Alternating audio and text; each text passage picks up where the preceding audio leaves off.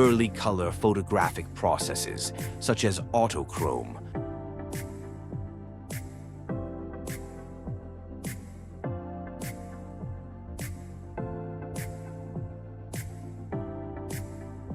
further invigorated research efforts. The photographic process, patented by brothers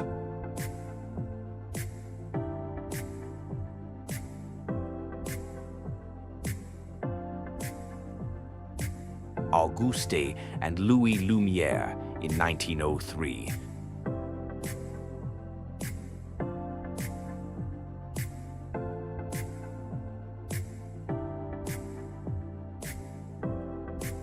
Was not the first way to produce a color photograph.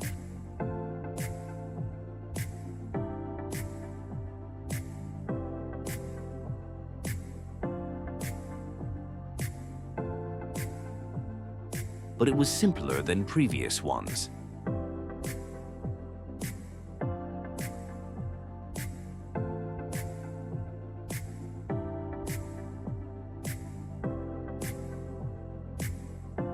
They made the technology available to amateur photographers.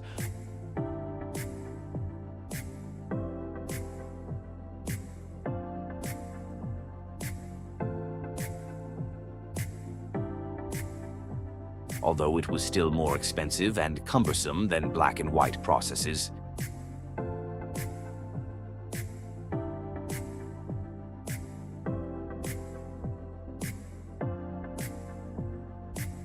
Autochromes required long shutter speeds.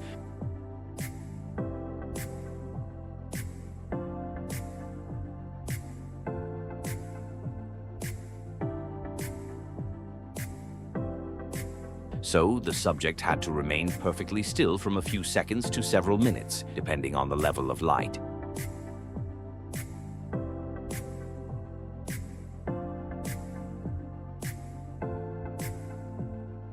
Blurred images were common and resembled impressionist oil paintings.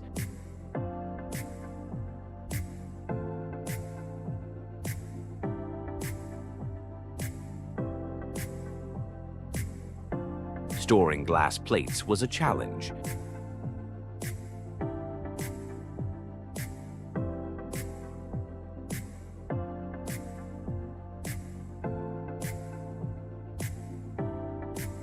They were heavy, fragile, and deteriorated quickly.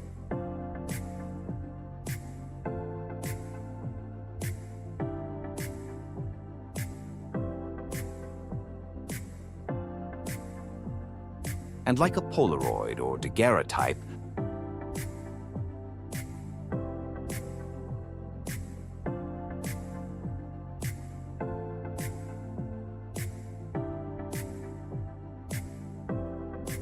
a plate was itself a photograph.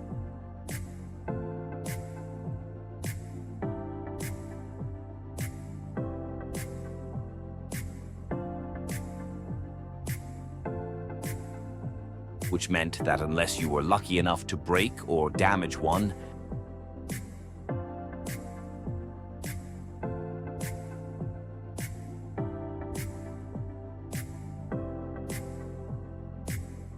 there was nothing you could do to restore the picture.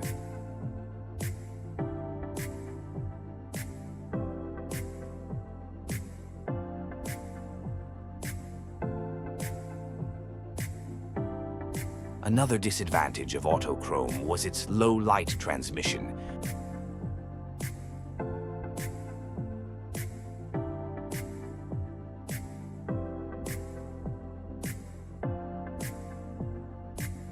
Which made the image too dark for viewing without a special projector.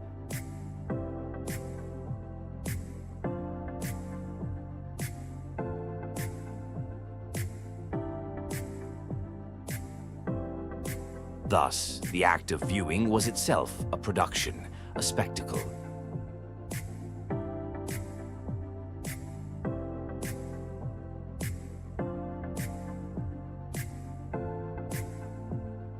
The explorer-photographer Jules Gervais Courtelmont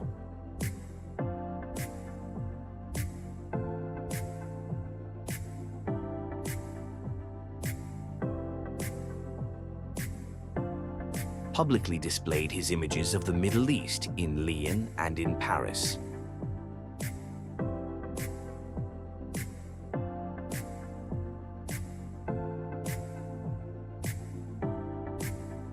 His projections provided a glimpse of an exotic world.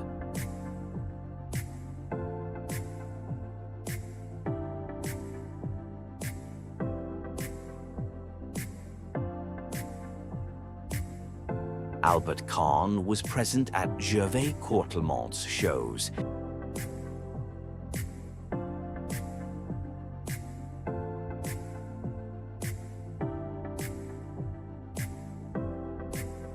And several of his autochromes became the first materials in the archive.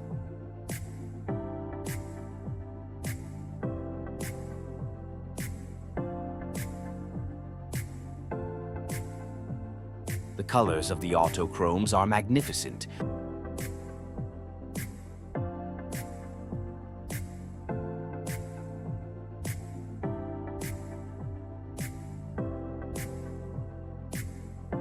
One cannot otherwise describe the sun-drenched,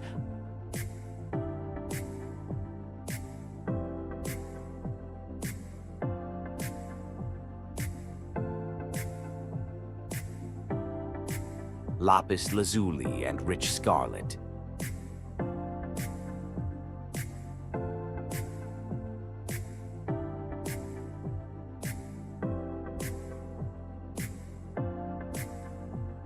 As fantastic as they are, the colors of the autochromes give a sense of color more than actual color, like astral visions.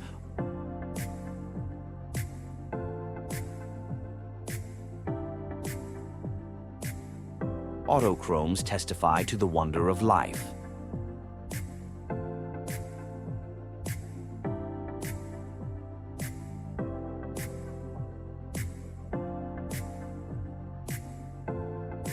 The archives imply nostalgia and perhaps melancholy.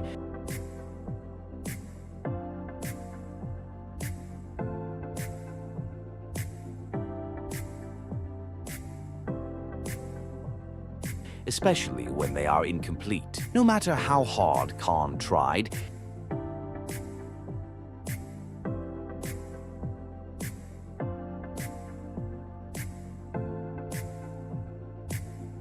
he failed to capture the whole world. There are no photos of Russia, Central America, Australia,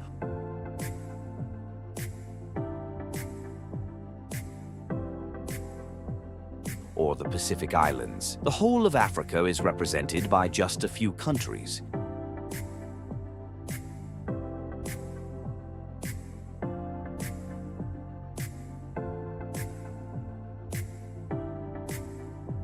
But Albert Kahn's Archive of the Planet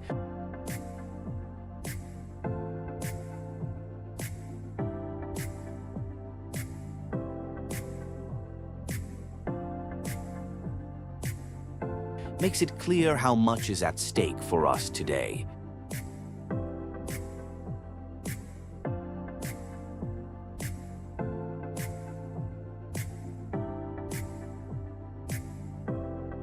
It preserves the great beauty of much that has already been destroyed.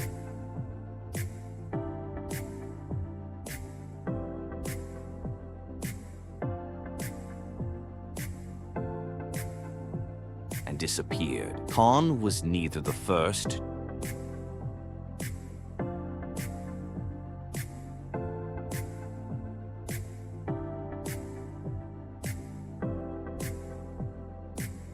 nor the only one to worry about the consequences of the loss of cultural diversity.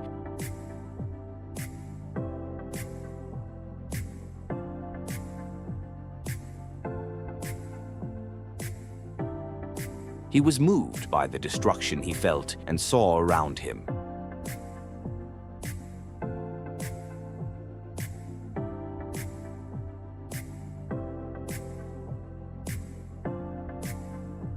A century later, humanity has sunk much deeper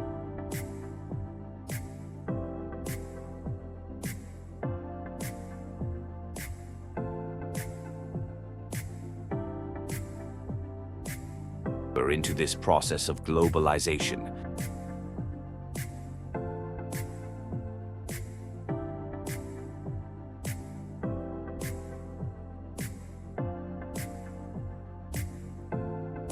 destruction of diversity, and consequent cultural degradation.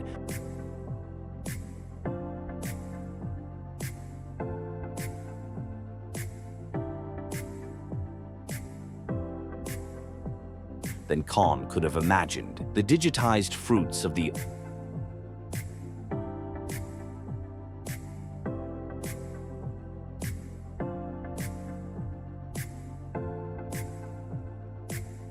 archive of the planet are now online.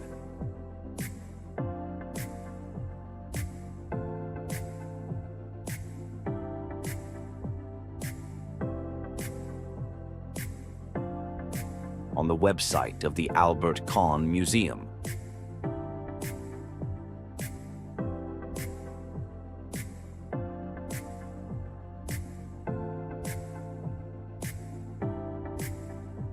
The online archive contains most of the 72,000 autochrome photographs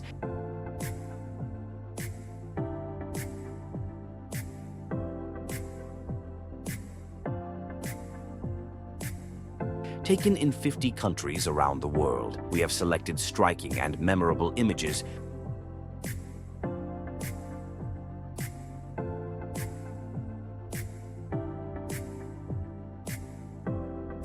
that remind us that no matter how small the world becomes,